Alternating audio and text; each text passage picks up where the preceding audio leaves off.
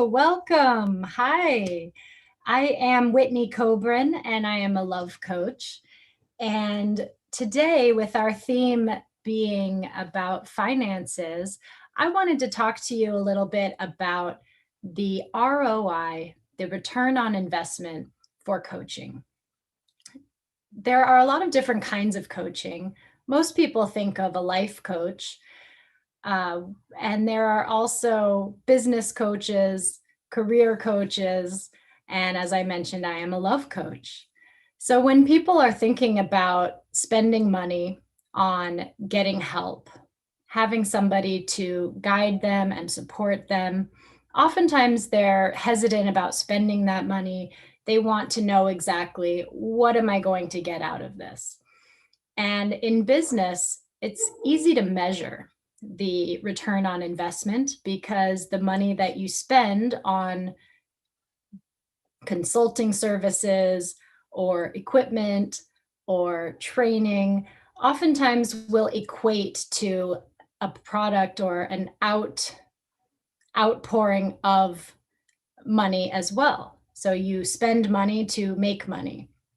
Even a career coach, we spend money to have someone help us with our resume, with our interviewing, with finding a job, with understanding what we're good at and what our purpose is. But often we can still measure this in terms of money and finances.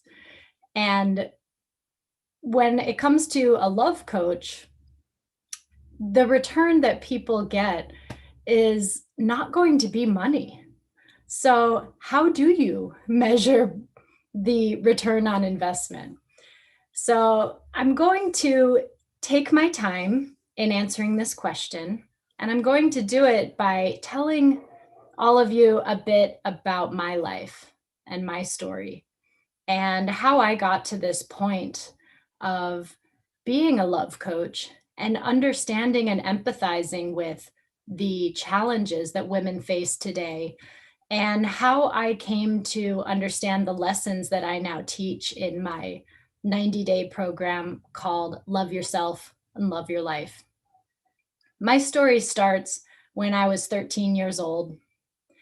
I am feeling very sad and I'm crying at home. My mom comes over to me and asks me, "Whitney, what's wrong? Why are you crying?" And I'm so embarrassed and I don't want to say, and I just say, "Nothing, it's fine, don't worry about it, I'm going to be fine." And my mom pries and asks me again, knowing that something must be wrong. And I finally tell her, "No boys like me."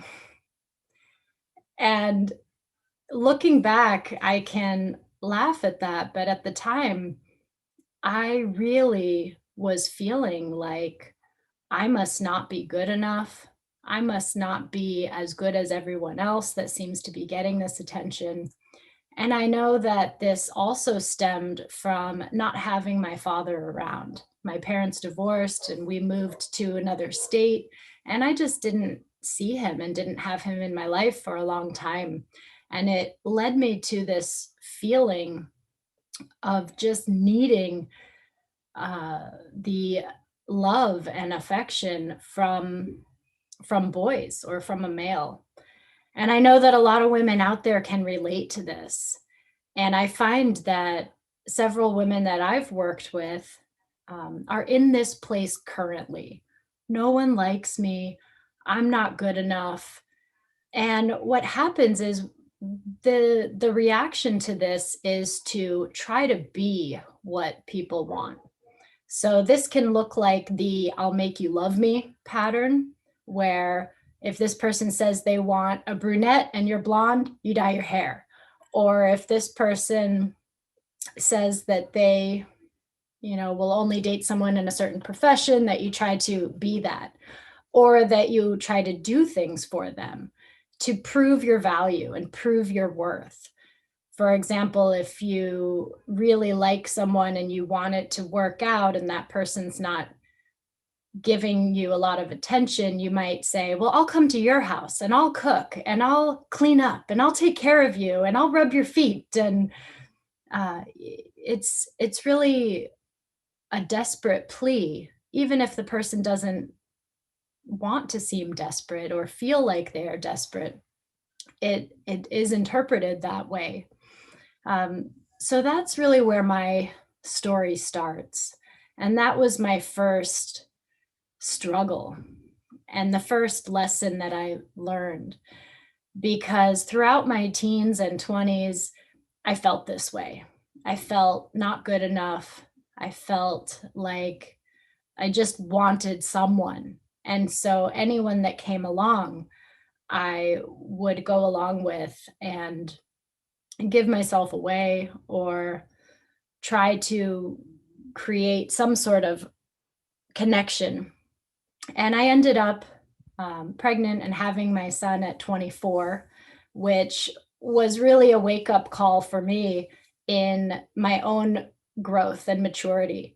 And all of us get to this point where we realize, wait a minute, I don't know everything. My life's not perfect. And I know that there's something better. And for me, I didn't know about coaching. Gosh, I wish I had a life coach or a love coach back when I was 25. I took the long way. But I started reading books. I joined Audible, and since around 2007, I've been a member of Audible, listened to about one book a month that have tremendously helped my life. Um, and I had a realization that I didn't need to go along with just any guy that came along that liked me. I had the power to choose who I wanted to be with. And for me, that was a big realization. And again, I think there are a lot of women out there who still aren't quite at that point yet. Many are, and I'll continue to explain other points that we get to as I continue along my journey. But once I realized that I could choose someone, I found someone that I really liked who was perfect on paper, perfect resume, if you will. He was tall and adorable and had a great job. We had a lot in common. We were the same age, same background, and we had fun together. And we were together for about a year, and I just wasn't feeling very fulfilled. I wasn't getting enough of his time. I could tell that he wasn't fully invested. And what I recognize now is he was not emotionally available. And I finally got the nerve to confront him about this and said, "You say you love me, but I don't feel loved." And his response was, "Why don't you just push down your emotions like I do?" Whoa. And of course, I broke up with him at that point and had my next epiphany moment, which was, not only do I need to choose my partner, but I need to choose them for the way they treat me and the way they make me feel, not just their qualifications or if they look good on paper or if they're good looking or how other people will think of them. The most important thing is how the person makes you feel. So if you're with someone that you love and you think is amazing, but they make you feel bad about yourself, that's a wake up call. So continuing along my journey, after I broke up with this boyfriend, I met um, my late husband, and he treated me amazingly. So I had finally found someone that I really liked, who also chose me and who treated me amazingly. And unfortunately, after a few years together, my husband passed away from back surgery. And in everything in life, even in the worst tragedies, there are lessons to be learned. And one of the things that I came to learn, which sadly we never had the opportunity to fully grow through this together, but I learned that I still had trouble with setting boundaries and speaking up for myself. And I had a tendency to be a people pleaser, to be very accommodating, apologize even if something wasn't my doing. And so after my husband passed, I again was working on myself, and I found myself in a position where I wasn't dating. I wasn't trying to be in a relationship. I knew that I needed to give myself at least a year off to grieve and process and handle my emotions and get my life together. And interestingly, during this time, I was very much leading with my masculine energy. So I do a lot of work around feminine energy and masculine energy and polarity. And just so you know, every person, male or female, has both masculine and feminine energy inside of them. So nobody's all one thing or the other, but we do have one that we primarily lead with. And if you know me at all or have seen my shows, you know that I'm a very feminine woman, that I'm able to surrender, that I'm able to have magnetizing power, that I am able to go with the flow and have emotions and be okay with that. Um, but at that time, I found myself really leading with my masculine energy. I had to take care of things, I had to be in control. Um, I had to um, not, be in the surrendering role. And I mention this because I find that a lot of women these days, without even knowing it, having no idea, they are leading with their masculine energy. So, what does that look like? Leading with your masculine energy often comes from people who are working in a career that's male dominated. I mean, we live in this male dominated world, and where everything is about direction and progress and pushing forward and accomplishments, whereas the feminine energy is more about surrender and receiving and nurturing. And so when people are constantly working and being praised for the things that they do in their career and their job, and whether that's getting a promotion or getting a new job or accomplishing something within their current role, this is great. As I mentioned, everybody has masculine and feminine energy. So women have this ability to tap into our masculine energy, to get things done, to accomplish and achieve. And the challenge comes though, because they don't know how to turn it off. And they don't know that when you go on a date, if you want a masculine man, if you want a guy to fill that role, that masculine role, then the polarity concept requires that you take the feminine end of the pole in order to have that. So many women who are used to being in this male dominated world, they're out for to prove something, to prove that they're enough, to prove that they can play with the big boys, to prove that they're not weak, because many people see feminine as weak. And so they end up competing for that top position with their date or their partner or their husband or boyfriend or lover. And when two people are competing for the same spot, it just does not work. And I'm sure that there are a lot of people out there who can relate to that, that at some point you have to be able to let one person fill one role and let the other person fill the other role when you're together in those intimate moments. So I experienced this leading with my masculine energy. And I think it was kind of by design, because I wasn't looking for a man. But after a year, when I started working as a matchmaker, I decided I was open to dating. And that's when, I had taken the time off to really work on myself. And I was finally at a place where I didn't need anybody. I felt whole.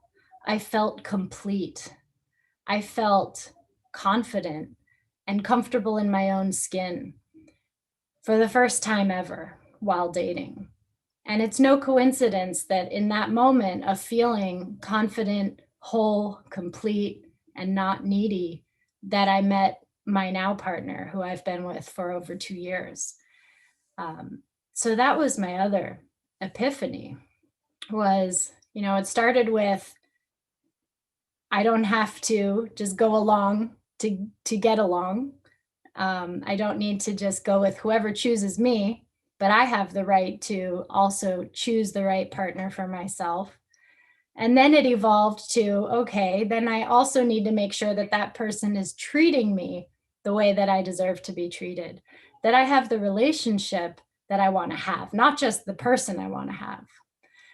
And then it evolved to what makes a relationship work in the long run, the lasting. And that's having a balance between being able to love and accept and go along and be easygoing, but also to stand up for yourself, to speak up, to have boundaries, and to make those boundaries clear in a loving way.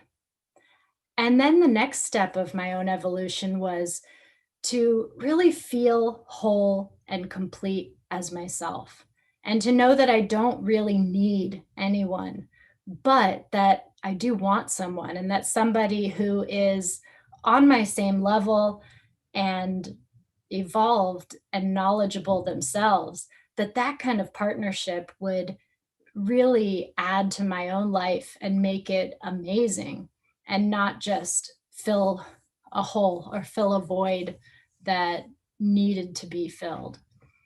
So this journey has taken me to a place where now, over the past few years, as I've been working as a matchmaker and a love coach and learning about life coaching, that now I understand what it means to be in your body and to get out of your head. And so that is another lesson that has been hugely impactful on my own life, starting to meditate, starting to do a feminine flow practice, which I teach all of my clients. Um, and I've also learned um, just to accept my own feminine nature. We are emotional creatures, and I don't mean to prolong a stereotype, because there are stereotypes of, you know, women belong in the kitchen barefoot and pregnant in the kitchen. And I'm not a believer of these old stereotypes, but I do believe that what has happened with feminism has really made the pendulum swing far in the opposite direction. So men and women must have equal rights.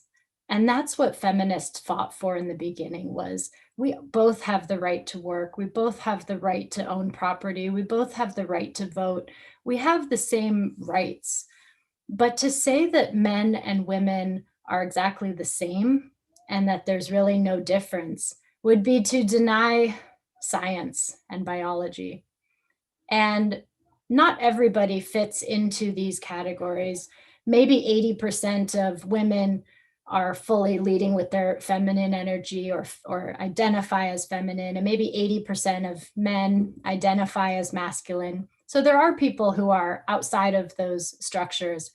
But I think what our common belief in society is now is that almost everybody falls outside of that, and that gender is a social construct, and gender is something that we create and choose.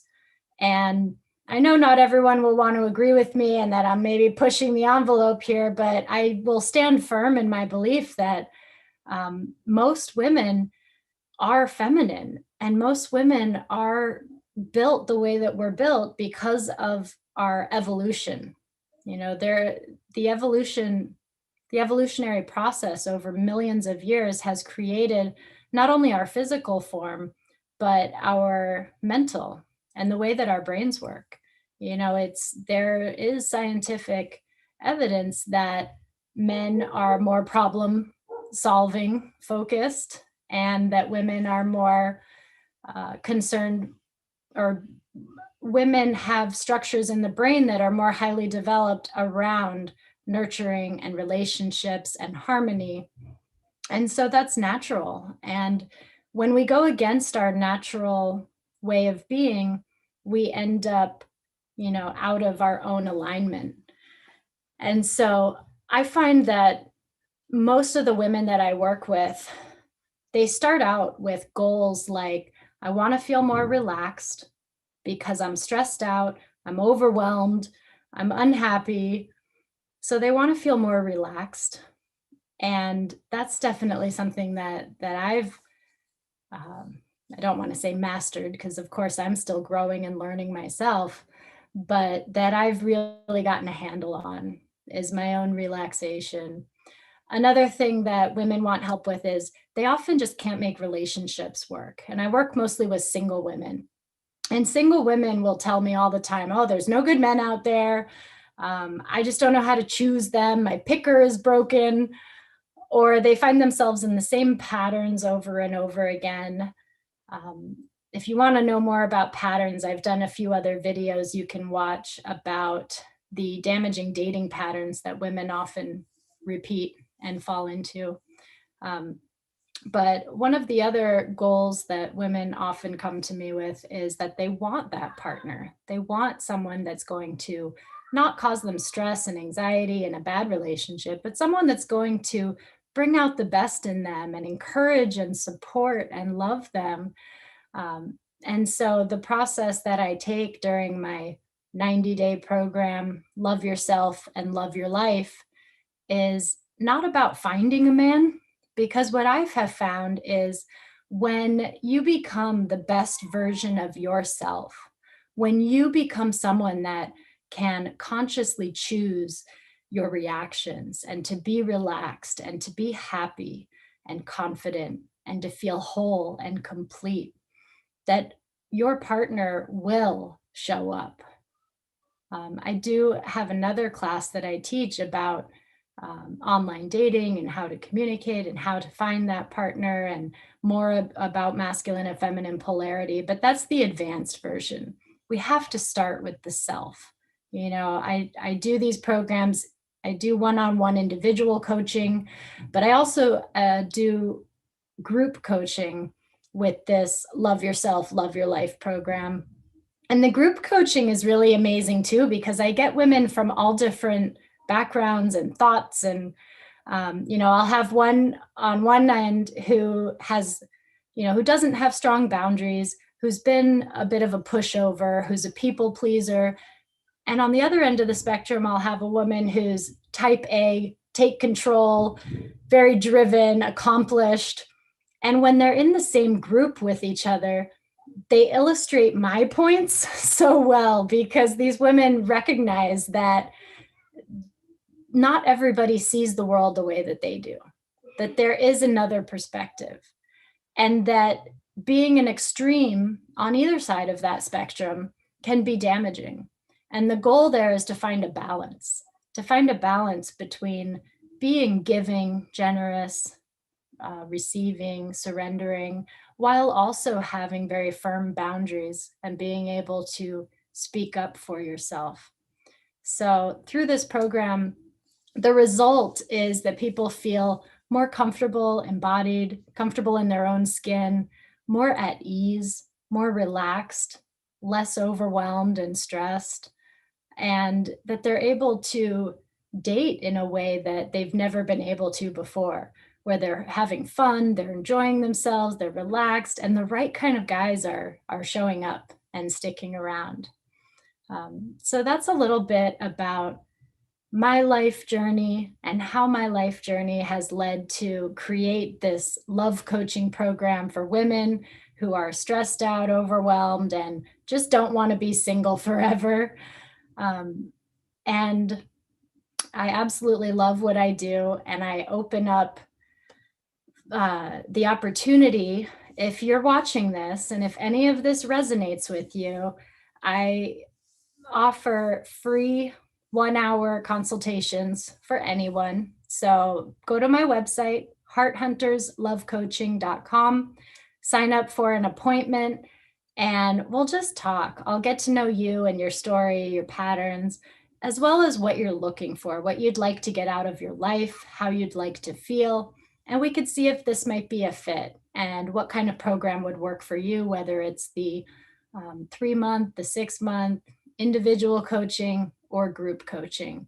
But sending out love to everyone, and I hope to hear from you. Thank you.